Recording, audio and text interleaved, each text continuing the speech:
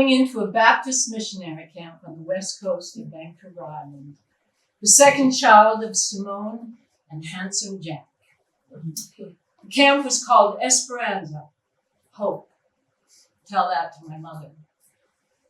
My dad loved to live in nature. Unfortunately, he was a logger, so he destroyed nature for a living. Loggers those days got their work in Skid Row hotel bars, which suited my dad fine. You have to be drunk to sign up for the kind of work he did. Skid Row was the only part of the city I knew. Me and my older brother Randy, who I was very close to, we'd sit watching our little sisters while Dad ran in for just a sec to hustle up a job. Then we'd wait for hours with scary faces leering in at us. They'd slither past the car, cursing and crying, punching each other. At closing time, when Dad finally staggered out, we'd hold on tight for the blackout drive to wherever we happened to be living. We were like wild animals with the wrong set of instincts. We didn't belong anywhere. We moved 27 times, but we never went very far.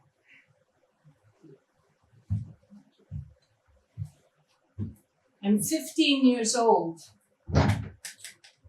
It's a beautiful Indian summer day. I've climbed up a maple tree.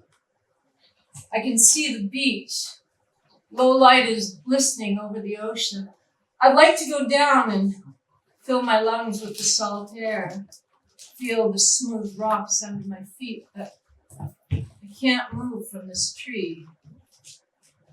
I took a bunch of horse tranquilizers that I stole from the hippies that I'm living with. I've been stealing speed, too, just to stay awake in school.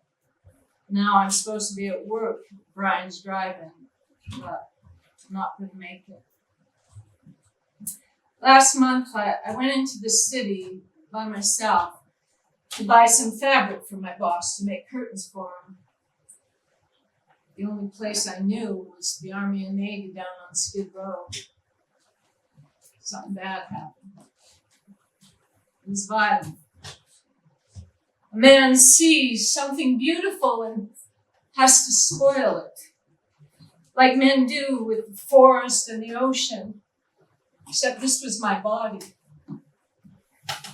The memory of it covers my mind like an oil slick. I didn't tell anybody. I used to tell my brother everything, but he's having mental problems, and I don't want to trouble my mom, so I've just gone into the woods to die. Except now I'm looking at the ocean, and I don't really want to die. I just want to go down to the beach.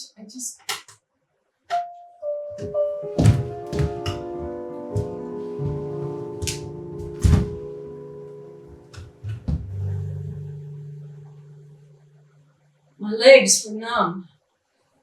My head was pressed into rotting leaves. Ants were carrying bits of me back to their babies. Will I become ant food?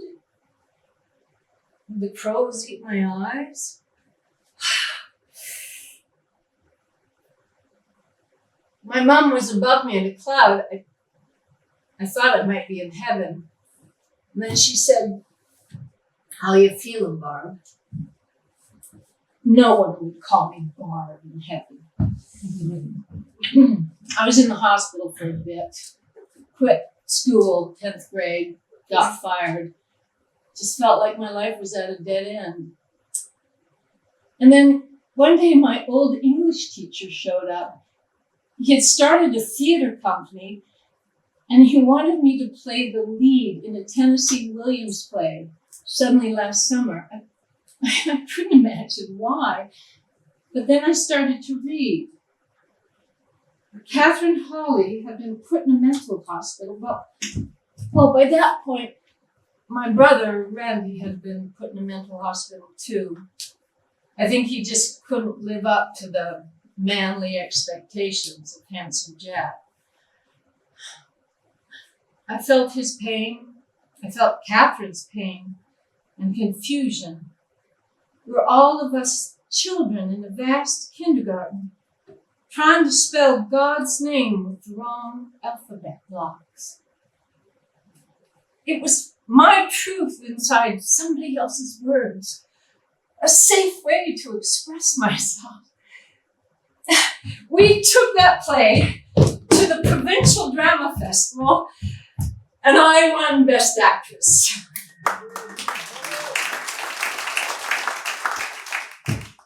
It was suggested that I apply to theater school. I had to have graduated high school. I lied my way into an audition. I have a letter here from your principal. Shit, they're gonna kick me out. He says you would have graduated this year, but all the files were burned in a fire. So you burned your school down, did you? No, I couldn't believe it. I was not a model student, but my principal just threw me a lifeline. Anytime you're ready.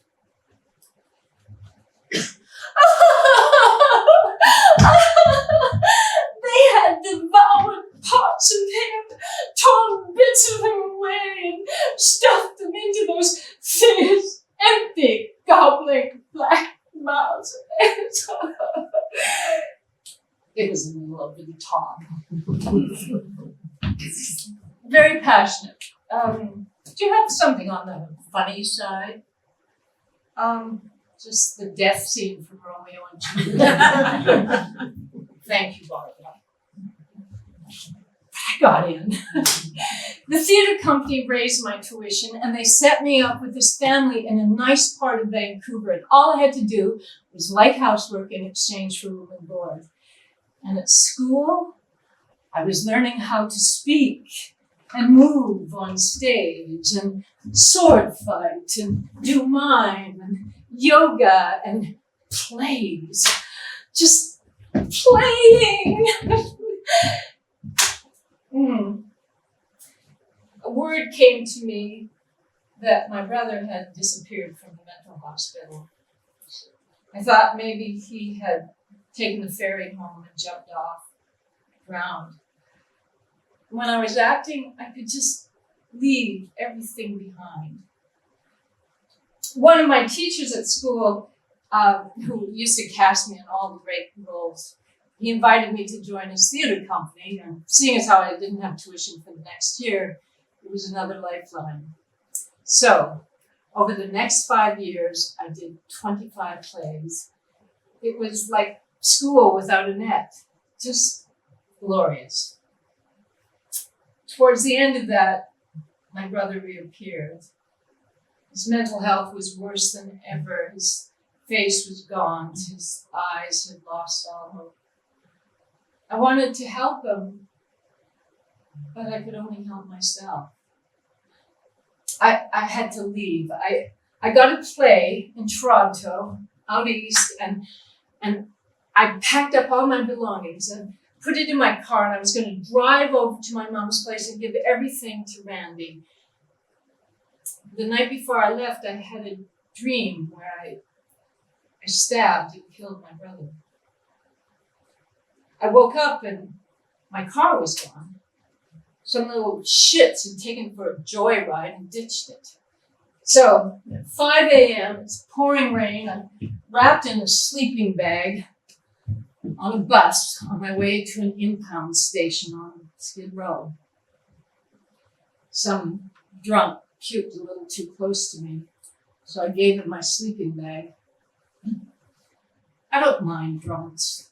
They're harmless, unless they're raising you. I got in my car. They'd stripped it of everything. They even tore off the windshield wipers, but I'm driving it anyway, like a maniac through the blinding rain. And I get to my mom's place, and there's a note on the door. I know it's bad. I don't want to go in. Turns out my brother had shot himself that morning and died just before I got here.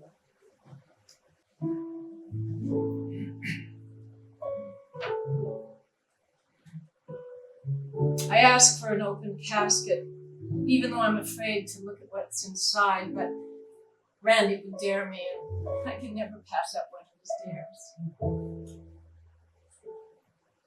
His face is perfect. It's an idealized version from someone who didn't know him. They've rearranged his expression, undone all his living. The stranger has pulled the worms from his mouth. Somehow this final death is softer than the rigor mortis of his last 2 years, all stiff-backed with soul dying. He looks so dignified in the suit my mom bought, a suit fit for the man he never became.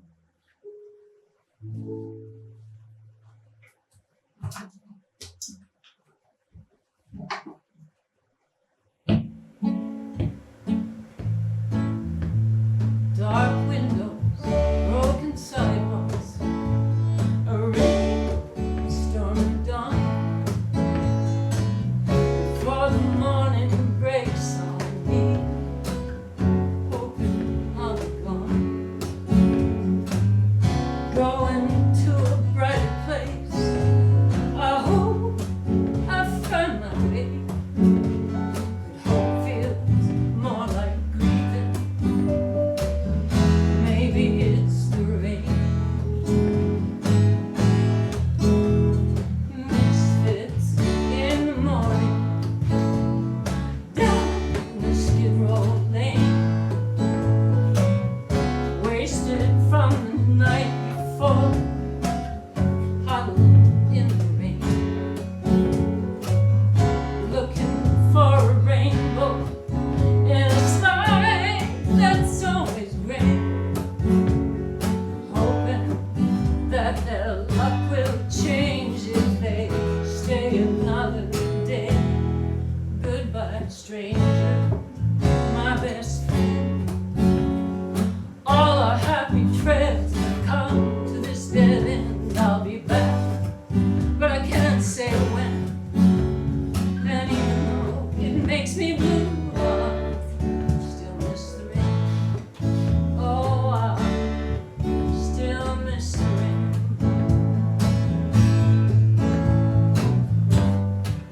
Where the trail bends at the rainbow's end, hope I see you there, coming through the rain. Goodbye, stranger, my best friend. All our happy trails have come to this dead end. I'll be back, but I can't say when. And even though it makes me blue, I still miss the rain. And even though it makes me blue,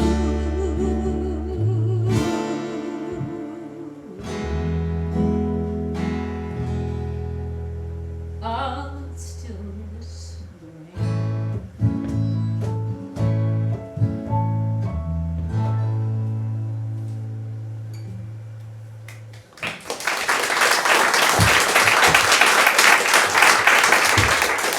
So I got to Toronto.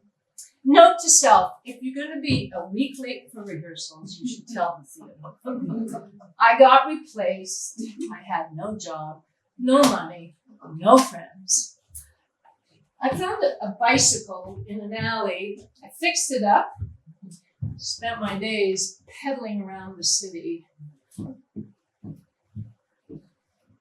There was this pretty little Victorian house in Yorkville that I'd always stop to look at. It had flower boxes out front, and there was a baby grand piano in the window. There was something so calming beyond that window. I got cast in another play, got myself a guy to cling to, The Dark Cloud. He was gloomy, but handsome and kind. He bought me clothes because I didn't have anything. I was a total waif. And he was a total cheater. One night, he locked me out of his place, and I just lost it. I was pounding on this glass door, and I just Ah! 23 stitches later to remind me of my misguided passions. The doctor who took my stitches out referred me to a therapist. So I pedaled on over. I'd never been to therapy before, and I started to lose my nerve. But it was the house with the flower boxes and the piano in the window. The therapist was this funny guy with a toupee, but he had me talking right away about the rape and my shame and my brother's suicide and my guilt and my constant loneliness. That's the lot, my dear. What makes you feel good? Music takes me to another place. I like to sing. Well, let's hear something.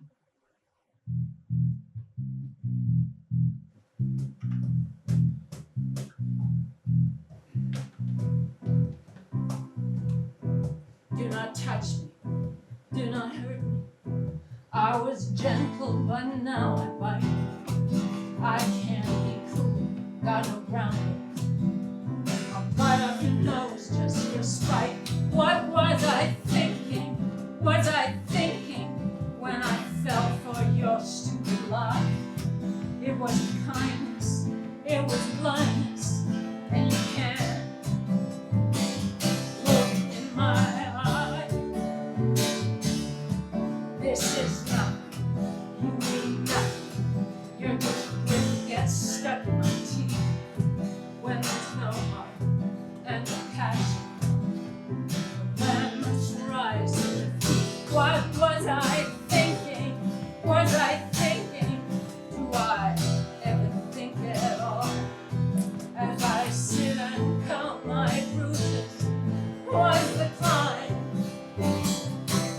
worth the fall? I am walking in the desert. I'm drifting over the sand. I'm holding up my honor. Somebody's holding my hand. I'm falling with the cool rain.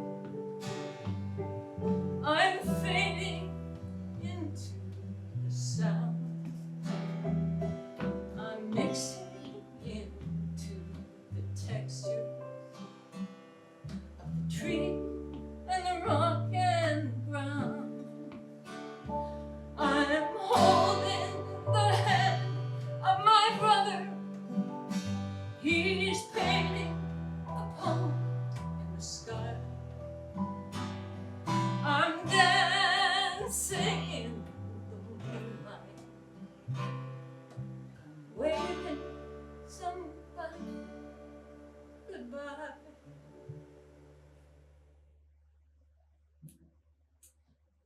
Well, singing became my therapy.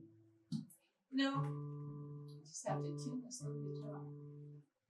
If you feel bad, just do something that makes you feel better.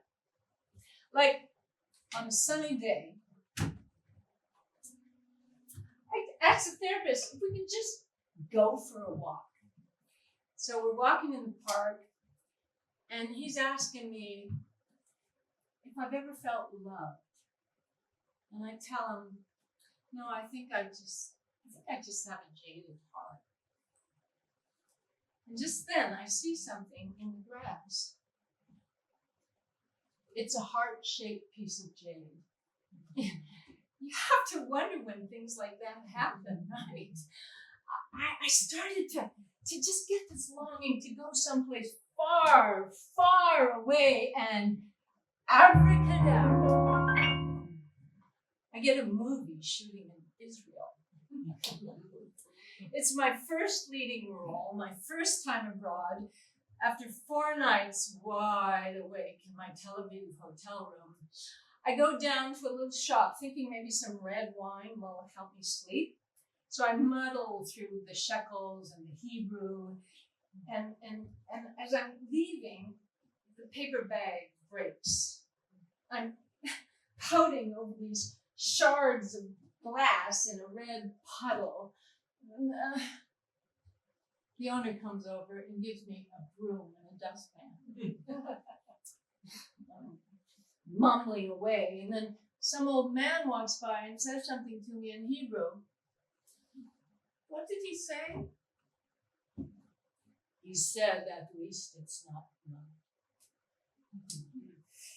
That was a good lesson, but not good enough to keep me from falling for the Mad Prince. My co-star had a face like a Michelangelo sculpture, Michelangelo hands. He had a beautiful voice and he spoke several languages. I was deeply in love with him, and he was deeply in love with him. Something we had in common. So we went to Paris after the film. We stayed in a little hotel just below the Basilique du Sacré-Cœur in Montmartre. Everything French resonated with me. My mother's mother was French. I never met her, but it was in my blood. And then, after that, the Mad Prince took me to Hollywood. And then he got another job and marooned me at the Chateau Marmont. I know, it's not a bad place to be marooned, but I had no reason to be there. I just felt invisible. I'd spend my days just walking up and down the Sunset Strip. Everybody was famous, like Robert De Niro in the coffee shop sipping espresso, and then I'd come nose to nose with Sting. I felt alienated and alone, and I started to get this urge to just jump off a building. But then I had this memory of seeing a sign on Robertson Boulevard, the Jane Fonda workout. I don't know what possessed me, but I jumped in a cab, went down, signed up, and then these beautiful, sweaty people come streaming out and start to feel like I'm invisible again.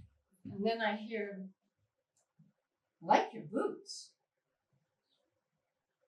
It was Jane Fonda.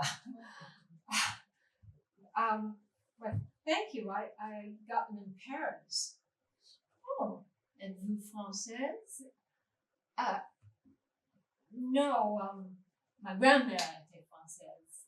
We chatted a bit in French, and then she said, alors, amusez-vous, au revoir. She whooshed out the door. Au revoir. You know, it was the first time since I'd come to Los Angeles that I felt seen by somebody. I really did it really fast, and I felt so good coming back. I never saw her there again, but I didn't know. Somewhere deep inside of a stranger's eyes, this is the theme song to my first big studio film. It was not all I dreamed of, but the money was good. Meantime, the Mad Prince was back, and we were going through daily explosions of rage, implosions of hurt. It was just mad, hellish love. So we bought a house by the ocean. And I got a job in Pennsylvania, had to keep that money rolling in. The Mad Prince came to visit because he was jealous of my co-star. The first night he gets there, he's driving me from the set, and we get T-boned by a drunk driver. We're upside down, wrapped around a tree, and Mad Prince is bleeding from the head, and he looks up at me and says, I love you, Barbara. Tell my mother I love her. Will you marry me? I mean, he's dripping blood. What am I supposed to say? Oh, not such a good idea. I said yes. He survived, we got married, and then one betrayal after another, he He ran off with a lovely young British model. I was devastated, but once again, work saved me. I was doing a John Sayles movie, playing a tough-talking New Jersey waitress. Then the Mad Prince, he calls me and he says, "Hey, our anniversary's coming up. Why don't we get together at Ivy at the Shore?" I think, what, she wants to get back together? Maybe. So I fly to LA. And before our reunion, I go down to our favorite Korean spot. And I'm sitting there in the hot pool. And there, getting out of the cold plunge, is the lovely British model. Well, I turn into the Wicked Witch of the West, back her into a corner. "Live by the sword, die by the sword, my pretty." And she's going, "Oh dear, oh dear." That was it. Except for one finishing touch. When I was going out through the lobby, the elevator doors opened, and there was the Mad Prince and the model. Blame it on New Jersey. I walk up and I spit. That was it. Abandoned once again. Men, my mentors and my tormentors. Now I felt like jumping off a cliff. But look at this ocean.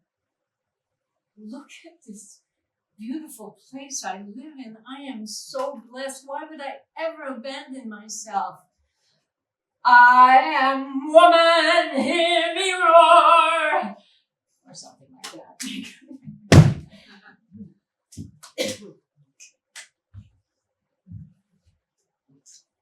I met Tom at a Raymond Carver short story reading. I didn't know much about him, or the Port Huron Statement, or Students for a Democratic Society, or his involvement in the Civil Rights Movement, or Chicago 7. I did know that he'd been married to Jane Fonda.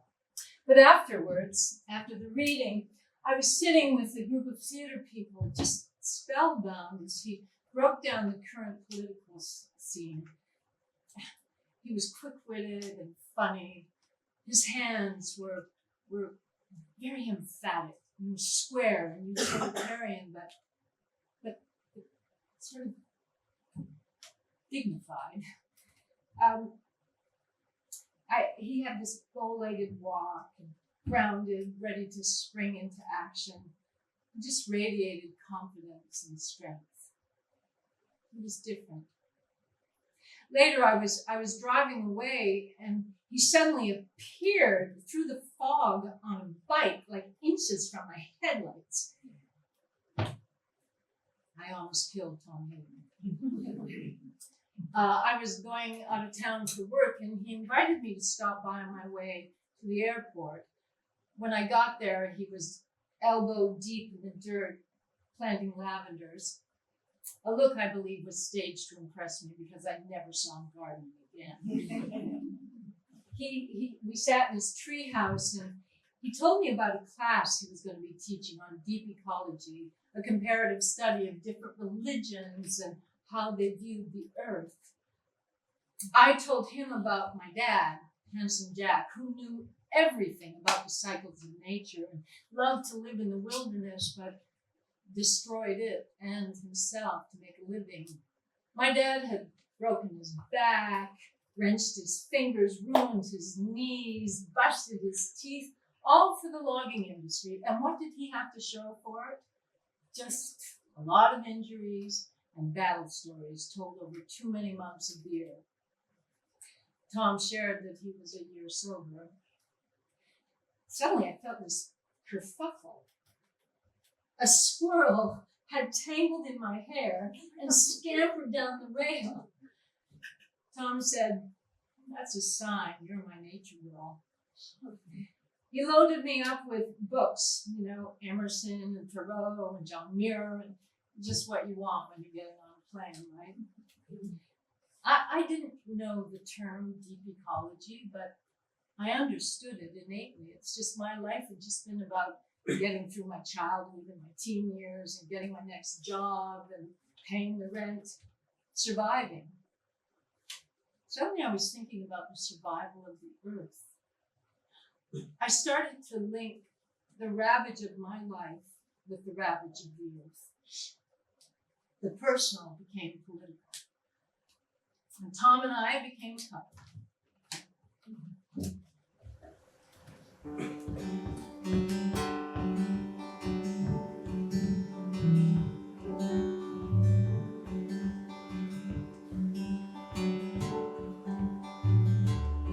He was a self-proclaimed spy, catcher in the rye, making trouble on unsacred ground.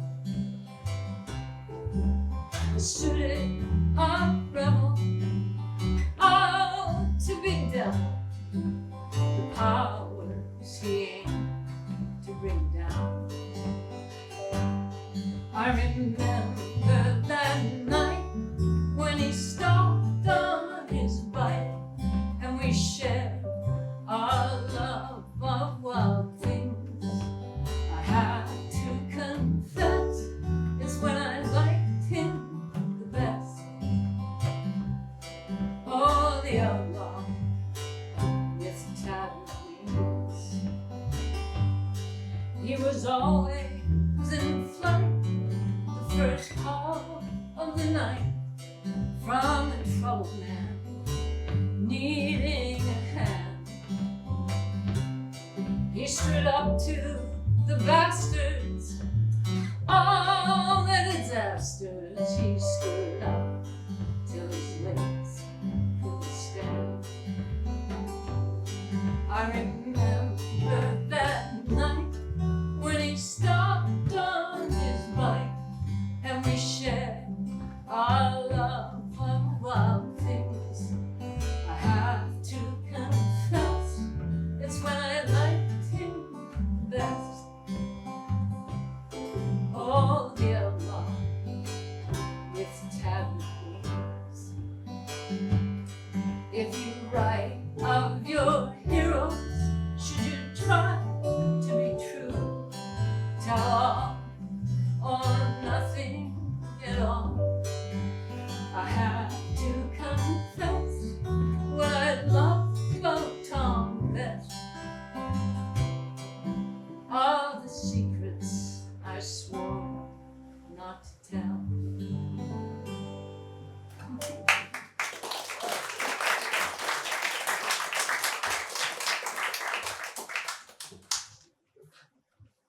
Tom was a visionary. Jane Fonda said he saw straight ahead and around corners. He inspired people to partake in their governance. He also pissed a few people off.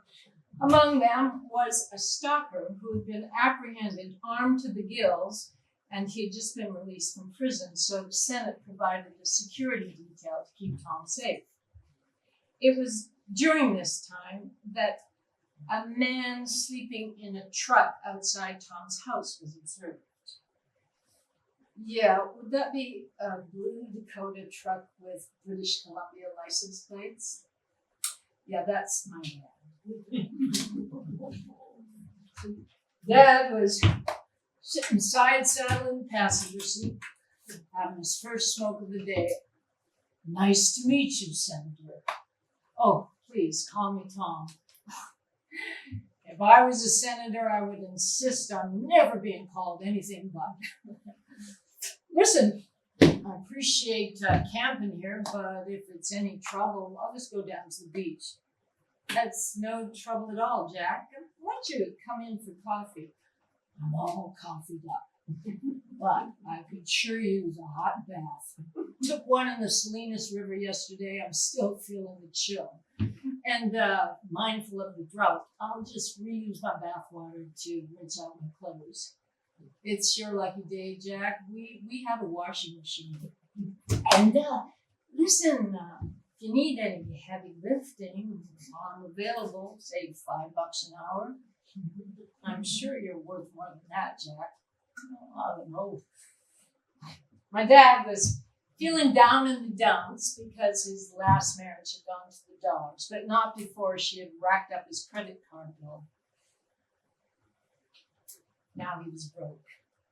While he was humming away in the bathtub, Tom wanted to know more about him. Like, where did he get those high cheekbones and that dark skin? As far as I knew, his father was Welsh and Lakota. Lakota? Well, to Tom, Native American cosmology was the salvation of the earth. He would have married me right then, just to have that connection to the Lakota. My dad was not exactly reverent to the Lakota ways, but Tom saw Native nobility.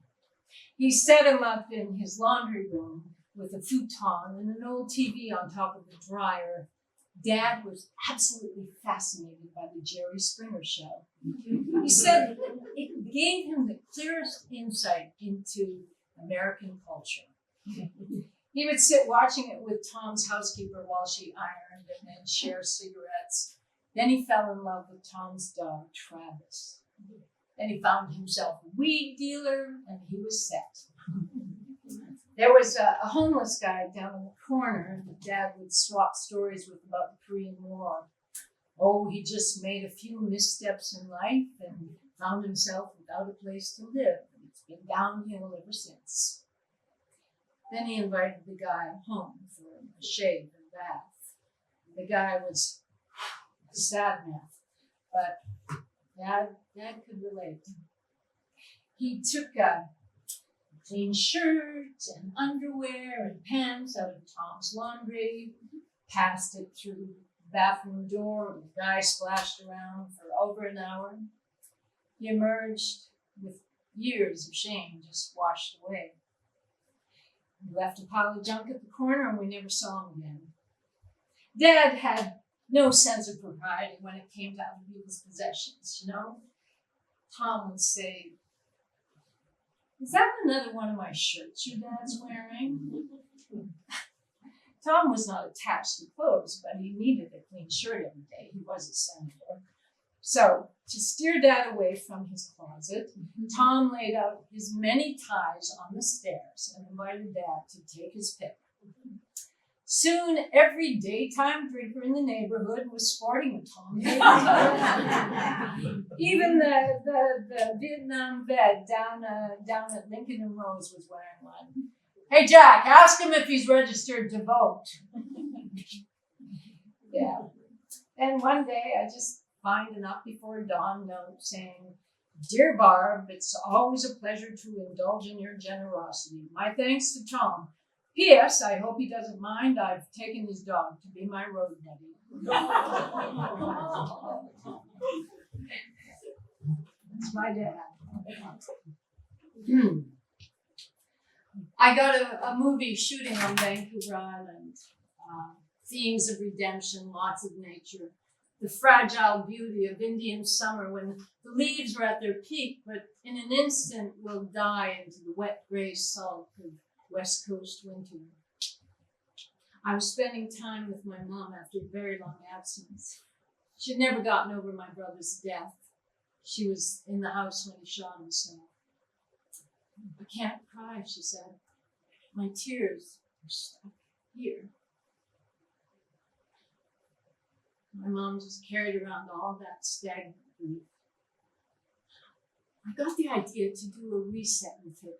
I wanted to take her back to Esperanza, where she gave birth to me on that tugboat. So I chartered a float plane, and I was all set to go, and then my mom just went dark, just disappeared.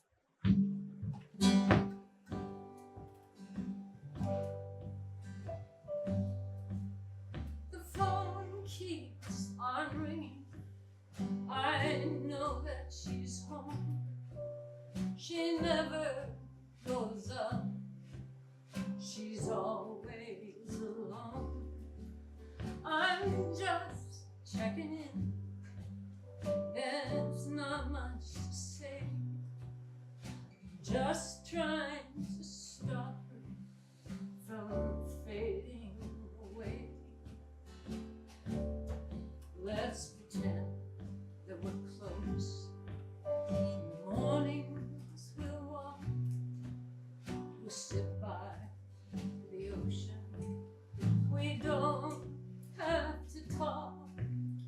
your heart didn't break, and blood didn't flow, and shame was a river where we didn't go.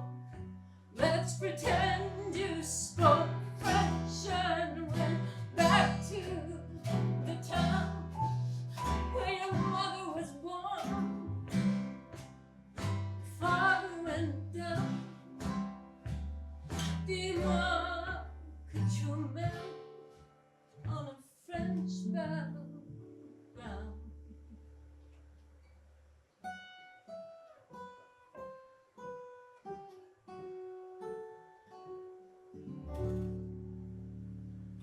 I can hold on forever, but I won't let you go. And though you won't answer, I think that you know I've learned how to love. I send it to you. I hope you receive it.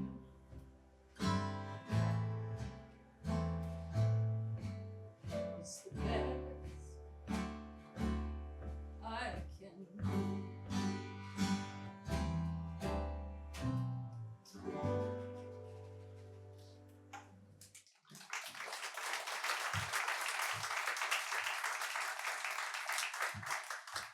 Tom went with me instead. I get motion sickness, so I always have to keep my eye on the horizon to steady myself. But they kept being pulled away by these massive landslides down the side of mountains where they'd denuded all the trees. You know, when I was growing up, the forest just seemed infinite. But from this vantage point, it was glaringly finite. I began to feel nauseous. I had to put my head down. And then Tom passed me a birthday card. Will you marry me? Before I could respond, we had to make an emergency landing so I could throw up. Oh. But I said yes. I like the idea of being married to a senator. It would make me feel more legitimate. I set the wedding in Clayoquot Sound, which was a hotbed of anti-logging environmentalists. I rounded up Joan Halifax, a Zen Buddhist, and Joe David, who was a Clayoquot artist shaman, to officiate. And my teacher from theater school just happened to be in the area, so he came. People arrived on whale skiffs, and locals from the area who I didn't even know brought gooey ducks and vegetables and salmon that they wove cedar strips through and they smoked on an open fire on the beach.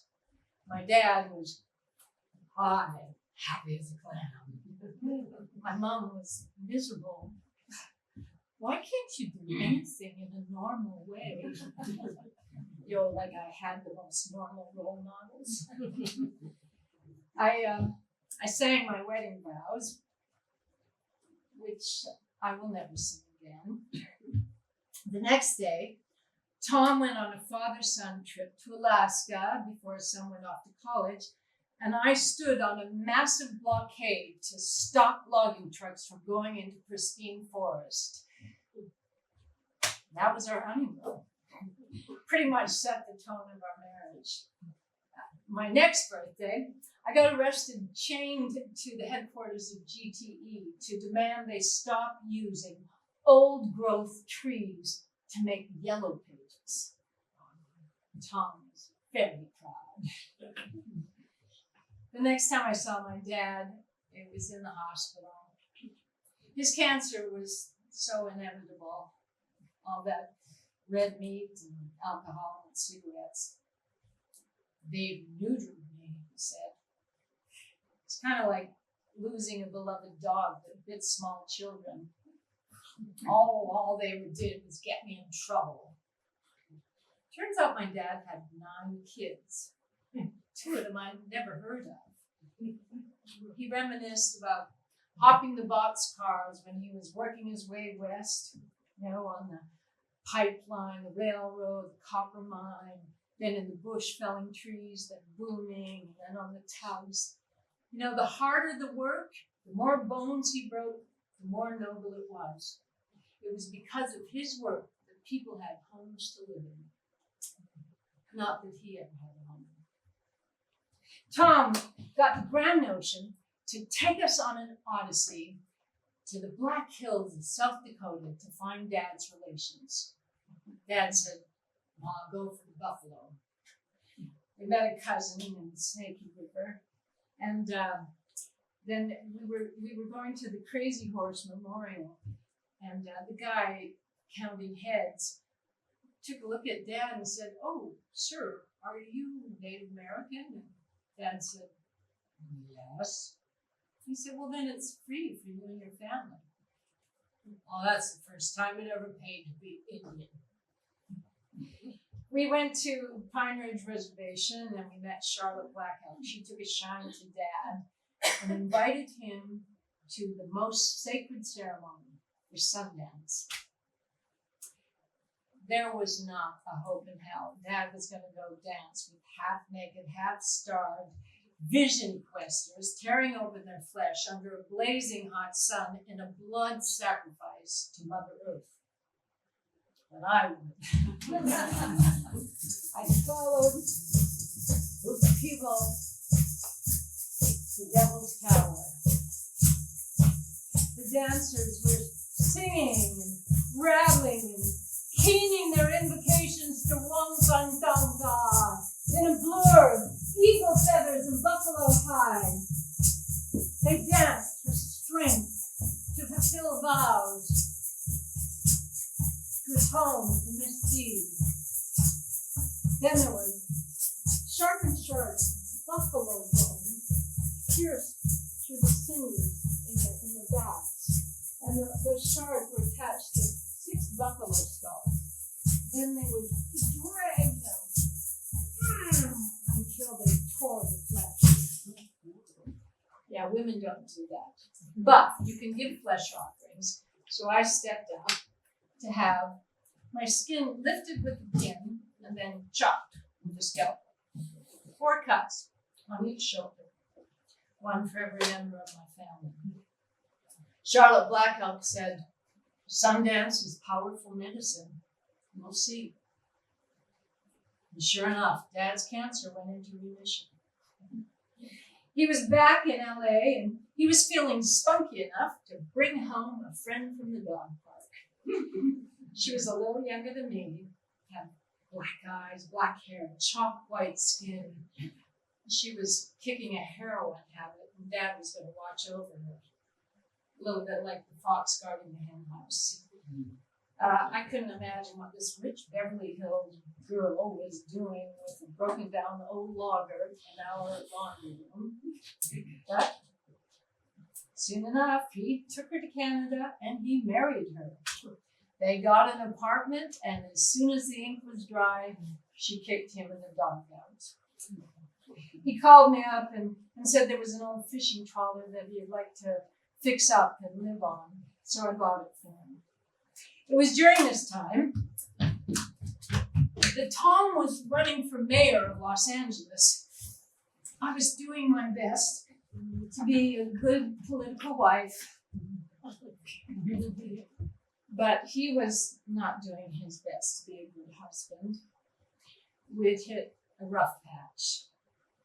He got trounced in the election, and the next day my sister called to say Dad was in very bad shape.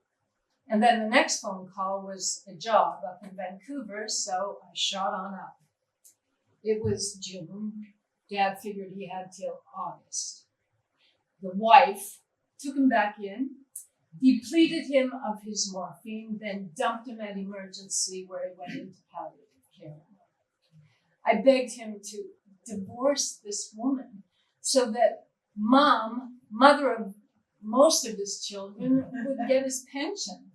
He pointed out that then the previous wife, the one who racked his credit, he would get it. And besides, surprise, surprise, he and Mom were never married, of course. I got another job out in Toronto. Dad said he'd hold on till I finished, but a week before filming ended, he called to say it was time to catch the boxcar. I hurried back. I sat with him midnight. At one point I fell asleep and he said something. I woke up and I was holding his hand. I've never held my dad's hand before. It was smaller than I thought.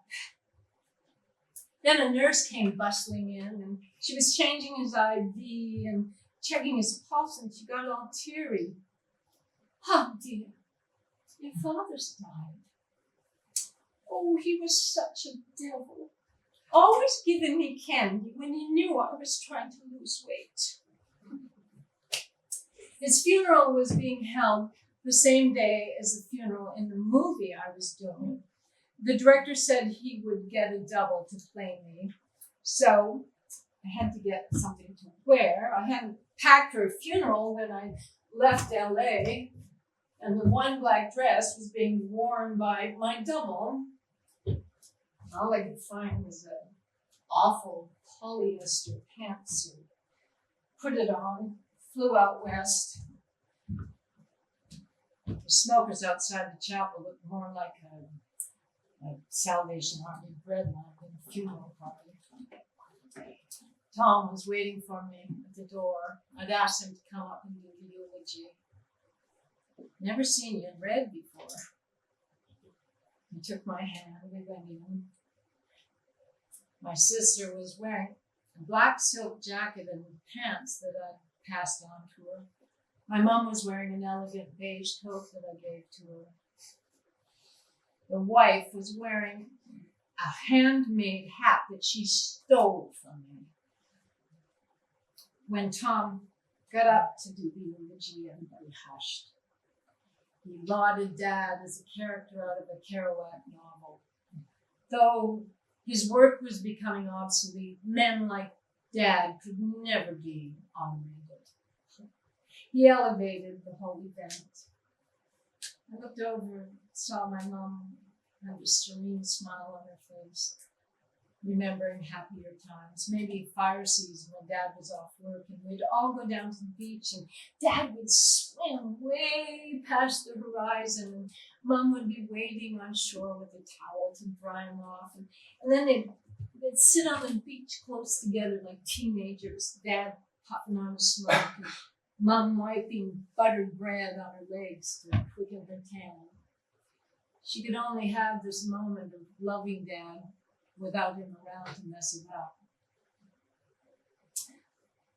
When we passed him, he handed me a guitar.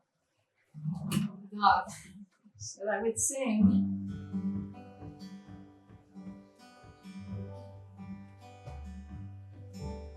An old tattoo of an anchor on your arm.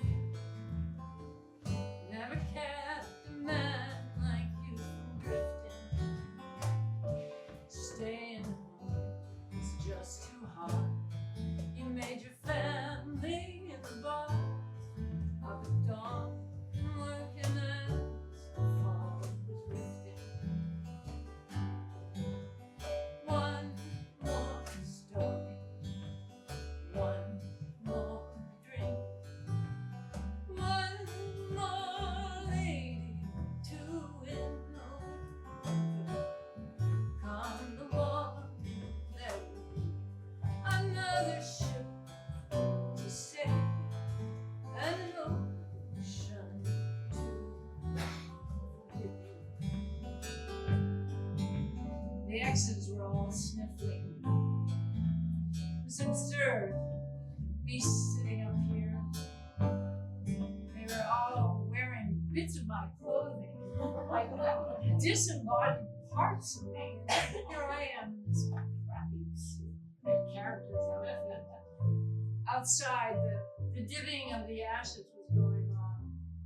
Felt like a drug dealer scooping out powder and putting it in baggers and filling it out to his friends.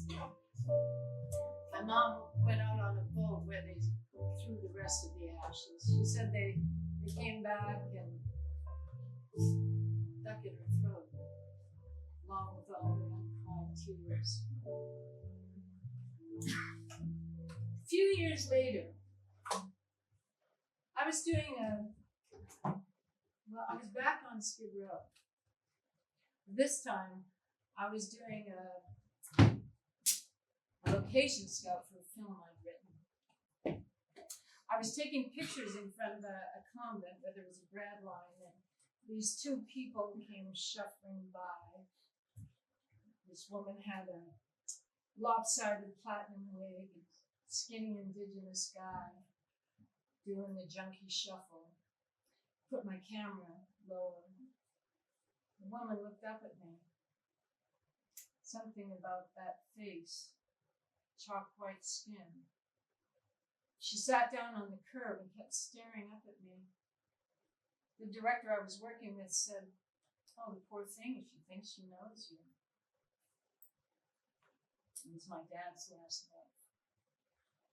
His whole pension just went right up her arm.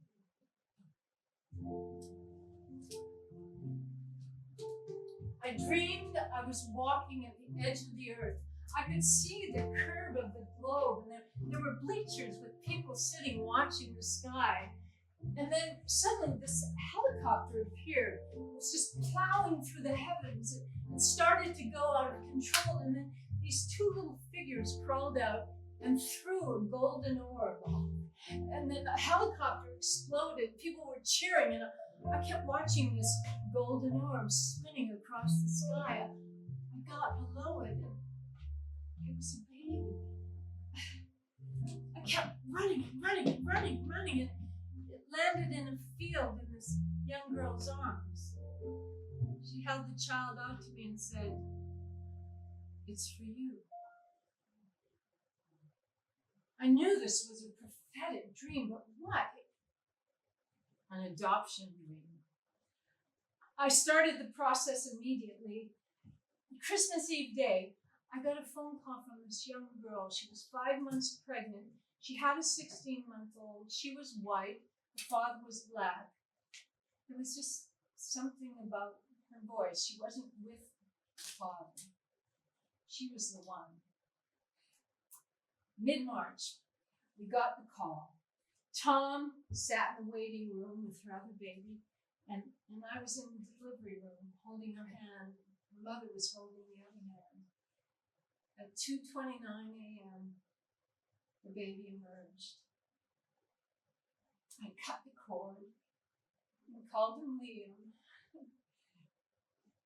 Tom went back to the Senate, and I went back to my motel room until I was allowed to leave the state. I was in a panic. What had I done? Every few minutes, I was checking his breath to make sure that he was breathing.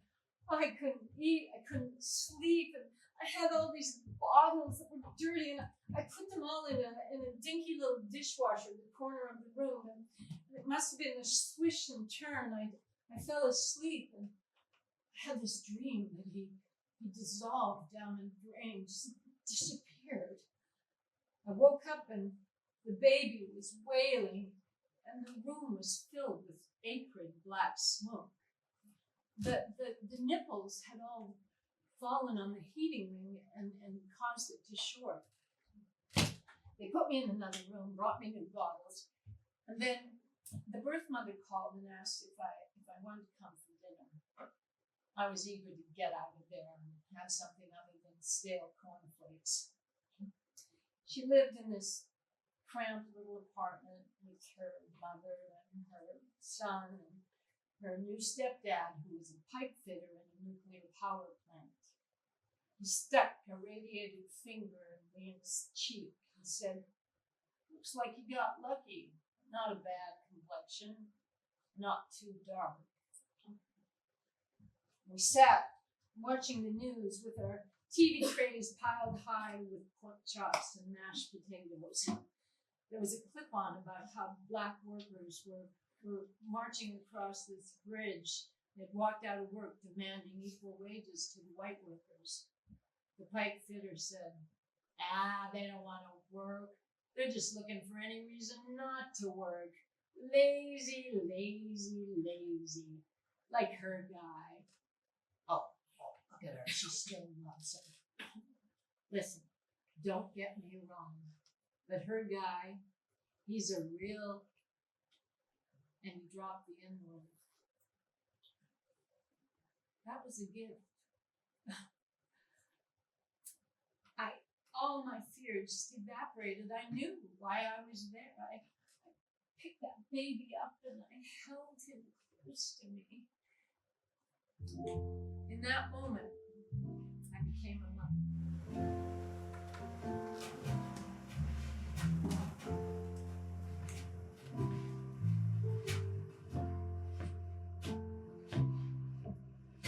May you grow with no fear, knowing I'm always near. I want to give you so much, but not too much.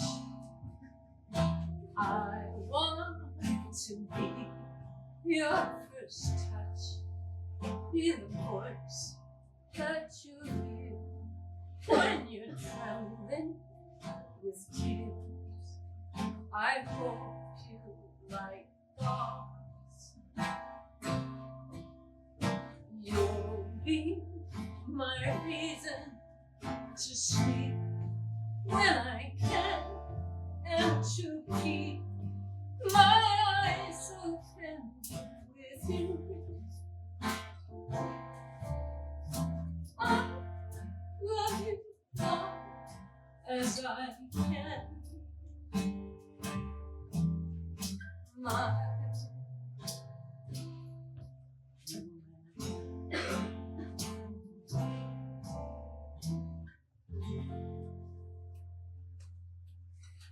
that little boy.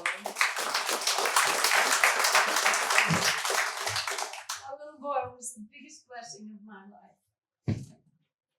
When Liam was an infant, Tom was termed out of the Senate, and a short time later we were visiting Jane at her ranch out of Santa Fe, and Tom had a heart attack. We were all keeping vigil at the hospital. Jane and my friend Eve and I spent all this time talking about relationships. It was a real dose of female empowerment. Eve said to me, "You don't give yourself enough credit for how strong you are." It's true. It was time to change my story. Tom had a quintuple bypass. It held for a little while, but Tom always put his work before his health. He played baseball, but not for the exercise. It was more for this field of dream romanticism about the sport. He was such an American, including his love of hot dogs and ice cream. I think he was so committed to changing the world, he sacrificed his body. When Liam was 15, Tom came home from doing an investigation into fracking in the Central Valley. He was piling food on his plate, and I said, whoa. And he said, "Where's my fork?" I said, "It's right there by your plate." No, I just had a fork. Where is it? I said, "Tom, it's right by your plate." And he said, "Where are you?" They call this a neglect stroke. You can see, you just don't understand what you're seeing. Ironic for a visionary. It was just a battle to get Tom to do his rehab. He just had more books in his head. Sometimes he just looked at a giant brain hunched over his computer, his body disappearing. Tom wrote so beautifully about nature, and I learned from his writing. But I learned more from being in nature, from being integrated with nature. He finished 2 books that final year. He even managed to get to the 2016 Democratic Convention, convinced he was heralding the first woman president into U.S. history. He collapsed there. That was the last time he walked. And later he was home and he was eating pancakes and started to choke. And 911 walked me through the Heimlich maneuver. That was the last time he lived. His room was always filled with people close to him, people he had mentored or worked with or saved from jail or deportation, destitution. He was the man of the people. He belonged to everyone. Jane came to do a much needed round of forgiveness. And Tom was very much a fallen Catholic, but he wanted people to pray with him. You know, I think he was hedging his bets, just in case. Father Boyle came. You know, Father Boyle was the founder of Homeboys, a longtime ally of Tom's, a true man of God who he equated with love. He came to give the blessing. And Tom said, I even forgive Trump. Father Boyle said, then I know you're ready for heaven. He was. He had put in his time. October 23rd, everybody went out for dinner, and I sat with Tom, laid my head beside his pillow. He strained to speak. Are we safe? I wasn't sure what he meant. I put my hand on his and I said, yeah, we're safe. His eyes shifted over to the hall. The world was about to change. He could feel it. He saw around corners. Something bad was coming. He mouthed the words, I can't breathe.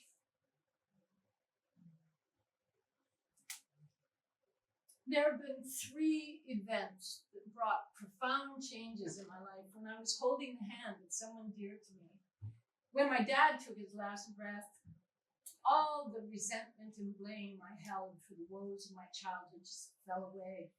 When Liam's birth mother was in labor and I saw his head crowning, I experienced unconditional love for the first time. When the life left Tom, I felt like it was me being sucked backwards. I had to make a sound to come back into the room.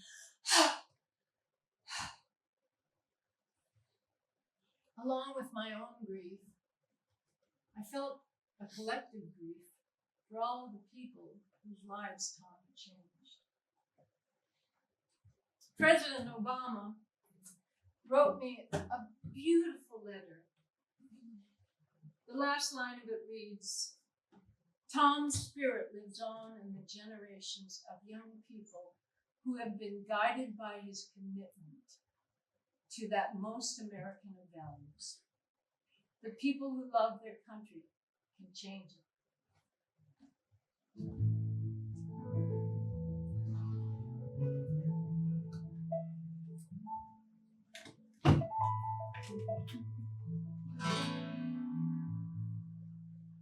A silent no becomes a yes. Hope turns into hopelessness. When the very good have stopped the quest, the very worst are called the best.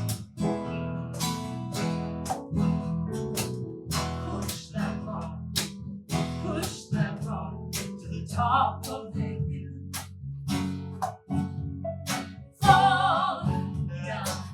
Falling down, and you special still.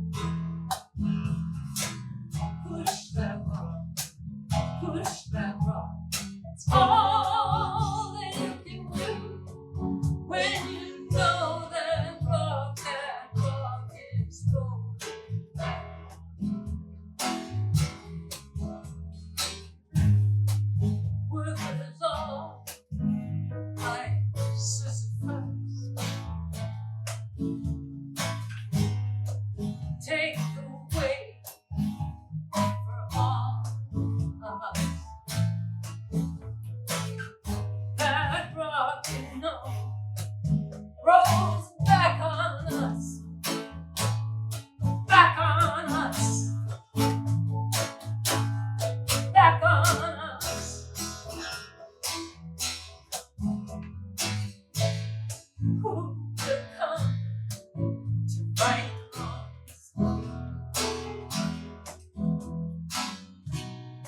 tireless ones who lay along.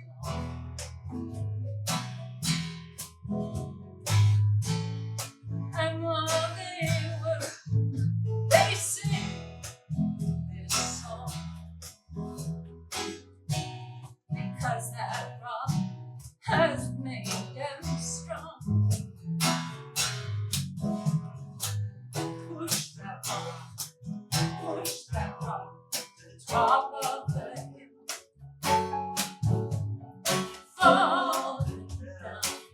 Falling down, and you push it still. Push that rock, it's all that you can do when you know that rock is rolling back. When you know that rock is rolling back. When you know that rock is rolling back. Push that rock, push that rock, push that rock. Sometimes you have to leave everything you know to see it for the first time.